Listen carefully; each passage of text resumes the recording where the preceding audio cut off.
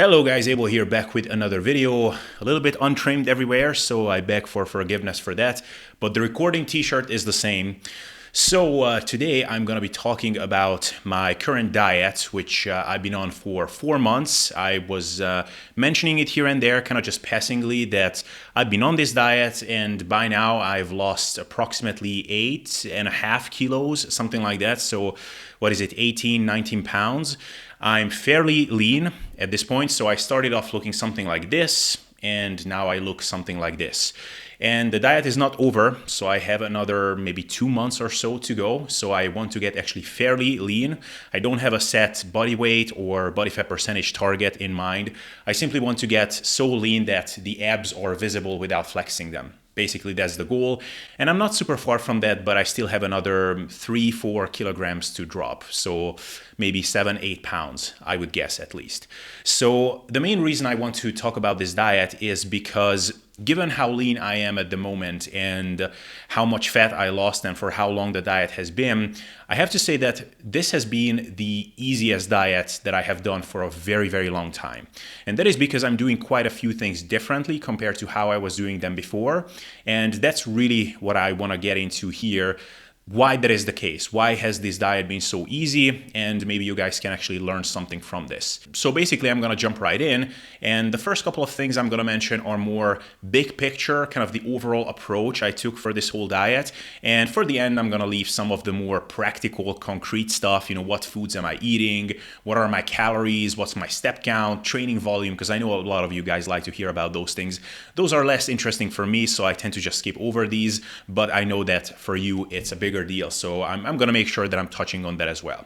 So the first big difference compared to this diet and previous diets that I've done is that I was not rushing the process the least bit. I'm not rushing it now, and I was not rushing it from the get-go. And this is something that I always had a tendency to do beforehand. And I would say that the main reason for that is that anytime I was cutting, while of course I wanted to get lean and I was enjoying the fruits of my labor on that front, but anytime I was cutting, I was feeling a little bit almost guilty for doing it. I felt like, man, this is really not the best use of my time. I should focus on building muscle. I should be in a surplus. This is how I'm developing my physique, and I'm just spinning my wheels here. And make no mistake, at the time, I think that was the right mindset to have. In fact, I would say that for most of you guys that are still in the earlier phases of your training career, you should not be spending most of your time pursuing remarkable levels of leanness. You're really building the most amount of muscle when you're in a surplus, or at the very least, not in a significant deficit. And you can significantly slow yourself down if you're spending too much time perma-cutting. So at the time, I think that was the right mindset to have. And I even had, I think I mentioned this on the channel before, but I had a separate column in the sheet where I was tracking my body weight, where I was literally counting the number of calorie deficit days in a given year. So whenever I saw that, okay, this year I already spent, 80 days in a calorie deficit, I started to feel uneasy that, man, this is really not the best use of my time. Now, my approach is actually very different, and the reason behind that is because I actually want to get lean because I actually want to stay lean. So I want to get to this level of leanness that I mentioned where the abs are visible without flexing, which is very lean for me, and I actually want to maintain that. It's almost scary to say that on camera because it kind of puts some extra pressure on me, but I try to not go there mentally. But really, I want to give this lean lifestyle a go. This was kind of an itch in me that I just wanted to scratch for a long time. And I really feel like at this point, after being in this game for 10 years almost, and I would say I built up a fairly good physique and a decent amount of muscle, I feel like this is time for me to actually graduate to this next chapter of my life where I'm going to try to maintain a really impressive level of leanness, which for most people would not be, well, let's just say practical, feasible, maybe, or, at least I really want to give this an honest go. I've been really impressed and inspired by these people like Jeff Cavalier or my buddy Ivan Gavranic, who was on this channel before, who stays super lean all the time. And make no mistake, I'm not going to get as lean, but I will be in shooting distance from that. At least with a sniper rifle, I will be in shooting distance from that. This doesn't mean that from now on I will be appearing shirtless on my videos or that I will become this shredded influencer. Not at all. This is just something that means something to me. It doesn't have to mean anything to anyone else. It doesn't have to get me new subscribers or followers. It's really not important. This is just something that I want to do for now. And so my goal now is not what it was previously. I don't plan on going into a bulk, even a lean bulk, not even main gaining. I actually just want to maintain my level of leanness. Of course, it would be still nice to put on more size. If I can still put on muscle, that will be amazing. But if that doesn't happen, at this point, that doesn't freak me out, because as much as I like to be critical with myself and talk about genetics and all of these things, and people think that I'm a super bitter person when it comes to this whole industry, I'm actually very happy with the physique that I was able to build up for myself. And so this is just something that I want to do for now. And since I actually want to stay there, I'm not rushing the process, because what's the point of rushing somewhere where you actually want to stay? And this brings me to the next point, which is a big difference compared to previous cuts, is that I refused to become greedy throughout the process. And let me explain what I mean by that. This is just something that I thought about recently, because now I'm actually getting to the point where I'm getting pretty lean. I'm not shredded, definitely not shredded yet, but I'm much leaner than I was before. People are noticing around me that I'm leaner. And I would say that I can see the light of the end of the tunnel now. I'm not where I want to be eventually, but I can sort of see the end of the process. I can see it through. I can kind of picture how the final product is going to look like. And usually, exactly at this point is where I tended to get greedy beforehand. Something just kind of switched over in my brain, and I just went, you know what? I'm pretty close to my end goal now. So let's just buckle down and make one last really hard push until I actually get there. So this meant, slashing my calories, upping the cardio or the step count at least, and just really pedal to the metal, pushing super hard. And the thing is, if I'm being honest, it actually usually worked out. I got to my goal faster. Maybe I lost some extra lean body mass and muscle, which is actually stupid, because if you're pushing so hard that you're actually losing muscle, that by definition means that you're imposing needless suffering and deprivation and a needlessly large calorie deficit on yourself, which doesn't result in more fat loss, just more muscle loss. So that's just stupid. But I did get to my goal fast. But that meant that at that dieted state, already being lean, already being on a diet for a long time, making that hard push just made me so disproportionately burnt out and diet fatigued by the time I actually got to my goal that I was just bound to have a rebound. This is how I always ended up going off the rails, at least somewhat. I was better and worse at it at certain times, but to some extent that rebound phase after the diet was always there. And this is why, because pushing hard, making a final push or making a harder push is the last thing you should do when you're already very lean. Pushing hard, pushing aggressively is something you should do when you're nice and fat, fluffy, plenty of body fat stores left, which your body can tap into, minimal risk of muscle loss. That's where you should be pushing hard. When you're already super lean, or at least getting there, that's the point where you should just smooth sail through the finish line. And that's exactly what I intend to do now. So, I have 3-4 more kilos to go, and I'm completely fine with the idea that it's gonna take another 2 months. Even though probably if I pushed really hard, I could get it done in a month. So I could win an extra month, but that extra 1 month that you gain is preciously small if that means that you're just going to rebound super hard, go off the rails, gain a ton of body fat, and then it's going to take you an extra 6 months or 12 months until you feel again that you can actually commit to a diet. All right, so the next big difference in this diet compared to previous diets is that I refused again to flip my entire life on its head just because I'm dieting and just because I want to get lean. And if I'm being perfectly honest, this is always something that I had a tendency to do in previous diets. And this was by far the most pronounced during my previous diet when I actually got super shredded. And basically what I did at that time is at one point I said, you know what? I just want to finish this diet as efficiently as I can. I don't want to waste any time, and I'm just going to eliminate anything that could get in the way. So I started isolating myself. I started saying no to any kind of social event, especially when it involved food or drinking, which it almost always does. At one point, I even traveled home to my home country visited my parents just so that I could be away from people and I didn't have to deal with the stress of constantly declining invitations and all those kinds of things. And the thing with this kind of behavior is, well, first of all, I'm pretty sure that it's pretty messed up just listening to it. But the main thing with it is it's fine to do that for very brief periods. So if you have an extreme goal, you want to get ready for a physique competition or a photo shoot, and you have 2, maybe even 3 weeks left from your diet. Maybe you're even doing some sodium manipulation and testing your peaking protocol, and you just don't want to mess it up. So you know what? I just want to stay home, control my diet. I don't want to deal with annoying distractions. You know what? It's justifiable.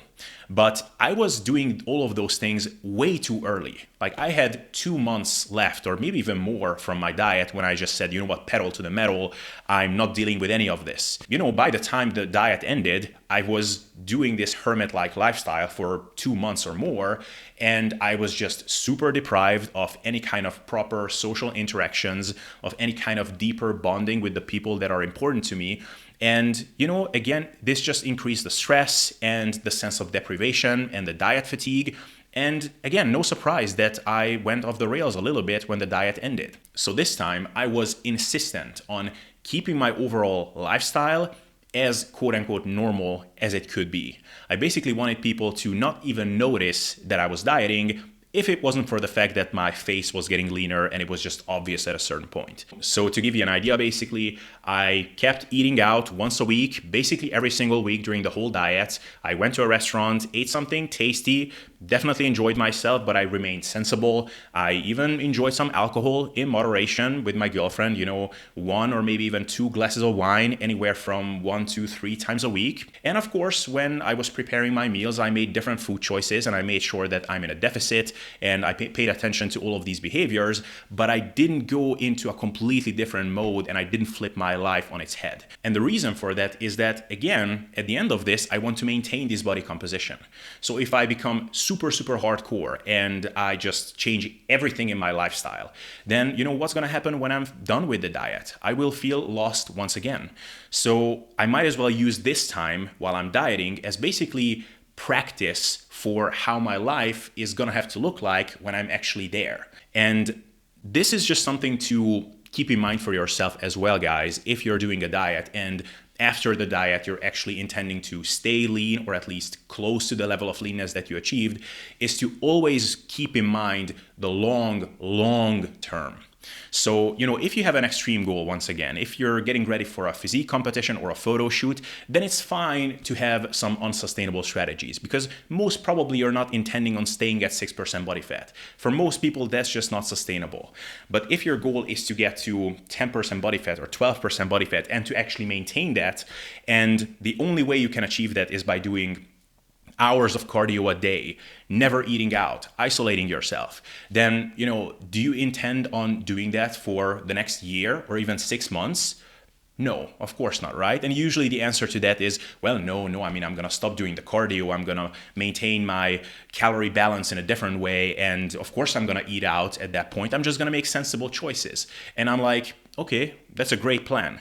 But do you have any idea how that works? How you will be able to do that when you're 10% body fat? Do you know what sensible choices mean in a restaurant when you're 10% body fat? You have no idea how all of these things work. You have zero experience with that. Are you just hoping that when you get there, then everything will change and you will come up with the magical solution about how to manage all of these things? That's a pretty bad plan if you ask me. So we might as well use this time as you're getting there as basically test runs or practice runs to just test the waters, see how that's going to be like. So basically that is exactly what I'm doing here. And whenever I caught myself having some obsessive thoughts, obsessing over some irrelevant details, which I think to some extent is natural as you're getting leaner and leaner. So to give you an example, sometimes I would look at my phone and I would see that, okay, I have 900 steps left to get to 12,000 steps today. 12,000, that's a nice round number. So maybe I could go for a short walk at 10 p.m. And then I was thinking, okay, am I going to keep this behavior up for, let alone the next 10 years, but even the next 6 months? No way. No way. Or let's say I was invited out for lunch on a weekend and I would have the inclination to give the answer that, sorry, no, I mean, I was really productive with my weight loss this week. I want to hit some new lows. I would rather just stay home. But then I'm thinking, man, it's too early to do this. I have 2 months left from this diet. If I do it this week, then I'm going to do it probably next week as well and the week after. And probably I'm going to do that for the next 2 months as well. And I don't want to teach myself bad habits during this process, because if I get too comfortable with these self-protective strategies, then once again, by the time the diet ends, that will be the only way that I know how to control things. So then when I want to switch to something more flexible, I will feel lost again, and the chances of going off the rails will be increased again. So this is why I refuse to become greedy, and I'm really looking at the long term, because once again, I intend this to be a longer term thing. All right, so a couple more practical stuff. A big difference in this diet compared to previous ones is that I made a really strong point in that I really didn't want to go into this vicious cycle zombie mode with my sleep and with my caffeine intake. And unfortunately, this is something I always had a tendency to do on previous diets. And well, I guess just to back up, I'm a really bad sleeper. Not just now, I've always been a bad sleeper. This goes back to all the way when I was even a baby. My mother told this to me. I was a bad sleeper when I was a newborn, when I was 3, when I was 6 years old. I can actually remember being a bad sleeper when I was 10, when I was 16, and I'm a bad sleeper today. And dieting doesn't help with that, that's for sure. But still, having the mindset that, I'm gonna sleep like shit anyway, so let's just live on caffeine and stimulants and tough it through the diet that way. That is the absolute last thing that you should do. Because really, so for example, what I did on my previous diet is at one point my sleep was getting worse.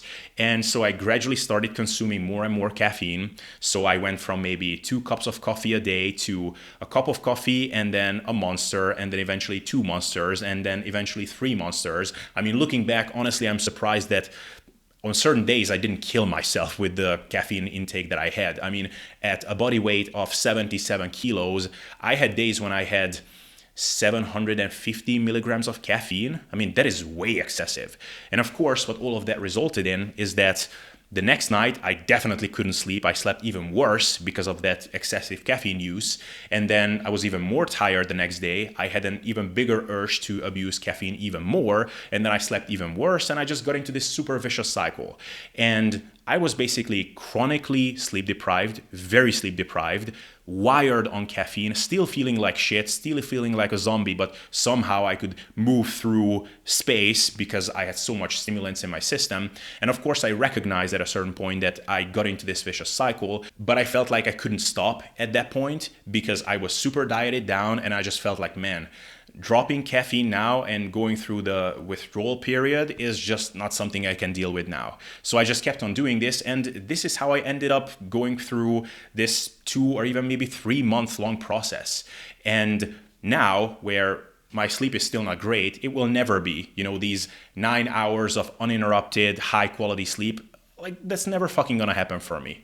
I don't know what would have to happen for that to happen to me. But my sleep is much better now than it was on this previous diet. And now, when I get, say 6 hours of sleep, and that was not great, I can tell how much that impacts me the next day. So to look back at that and just imagining how bad I must have felt is just brutal. And you know what? The diet at that time felt unspeakably hard. And of course, to some extent, that's normal because I was super lean. But I would say that at least 50% of that hardness was due to my sleep issues. I really think that if I could have at least gotten decent sleep, not great sleep, but at least not super shit sleep, the diet would have been 50% easier. So what I'm doing this time is I drastically reduce my caffeine intake from the get-go. I have 1 cup of coffee in the morning, 1 or 2 hours after waking up, and that's it. I don't consume anything else after that, and I'm super strict with that. I don't even consume anything made of cacao, so no cocoa powder, no chocolate, even in the afternoon. No, I can have some of that in the morning. In the afternoon, evening, nothing. And when I'm buying these protein puddings, which come in different flavorings, it has the vanilla flavor, the caramel flavor, and it has a chocolate flavor. And I look at the ingredients and I see, okay, cacao, that's part of the ingredients.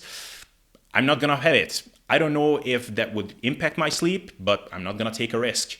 And besides that, I'm very meticulous with my circadian rhythm control. So I try to get as much daylight during the day as possible. Actually, I'm going to show you something. I actually just got this daylight lamp. It literally just came in the post today. So I'm going to be using this as well, just to make sure that I get even more intense bright light stimulation during the day. And then at night, I get as little blue light as I can. So I'm using these blue light blocking orange glasses. I'm taking magnesium and melatonin, and I'm actually using Phenibut. I'm using this every night as well, just to help me relax even more. So I'm very meticulous with my circadian rhythm control. I'm trying to eat my meals at the same times every single day, because I just really want to put all the stocks in my favor.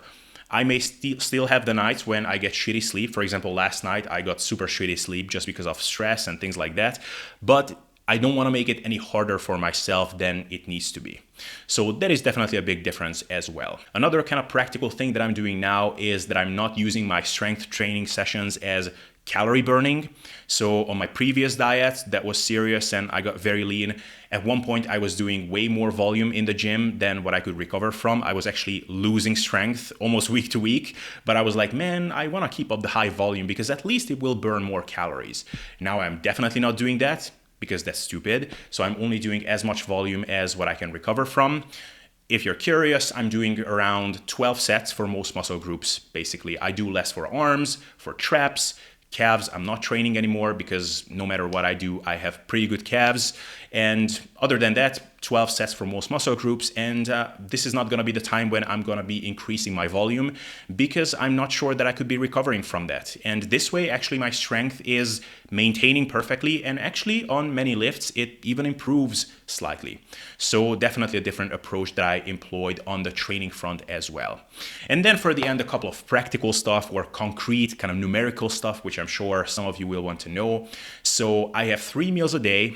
I'm eating a bucket load of veggies. I'm eating some fruit, not as much now that I'm deeper into the diet. I'm eating a lot of lean protein. I'm having some fatty protein sources as well. I have salmon, some eggs here and there. That's how I'm getting my fats. I'm keeping fat pretty low because I feel like the diet is just more easily managed that way, but I don't want to keep it like super low. So I have some fatty protein sources during the day just to make sure that I'm not getting too hungry in between meals.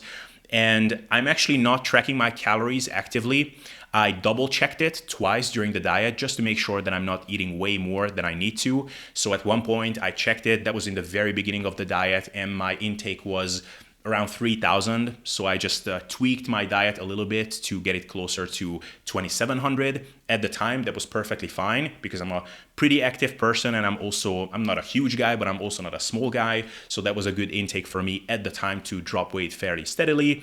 And now recently I double checked it again and just modified it a little bit so that I get closer to around 2,400, and I'm still dropping fat at a pretty decent pace. So I'm losing around 0.5 to 0.7% of my body weight per week. I keep a step count, so I track it on my phone, and my daily step target is around 12,000. For most of the diet so far, it was around the 9 to 10,000 mark. Now I increased it just a little bit, nothing much, and I don't have to break my back to get this in.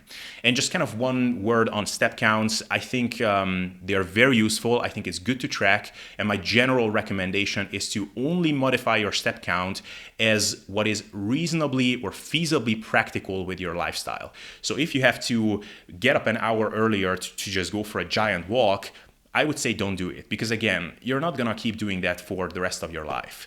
If you can modify your schedule a little bit, so maybe you can have a couple of breaks during work, every hour or two go for a 5 to 10 minute walk, that's amazing. Maybe you can actually walk to some places where you used to drive. If you can get in steps that way, that's amazing. But just don't flip your life on its head just because you want to increase your step goals. And let's see, did I miss out anything? I really don't think so. So this has been my diet so far. It's been by far the easiest diet that I had for the duration that it had, for the leanness that I have at the moment, and for how much fat I lost. And I have another 3-4 more kilos to drop. is going to take another 2 months. And at that point, I'm probably going to be doing another update on this. And in the near future, I swear I'm going to be doing one of these full day of eating videos, because I kind of want to show you how I'm systematizing things and how I'm actually making this work. It's really not that complicated. And so that should be useful as well. Other than that, thank you for your attention, guys, for today. Let me know your thoughts. Share this video, like it, subscribe, and do all these kinds of things that are helpful for me, please. And check out the show description for coaching, for consultations, if you want to work together with me in some capacity. And that is pretty much it, and I will see you in the next video.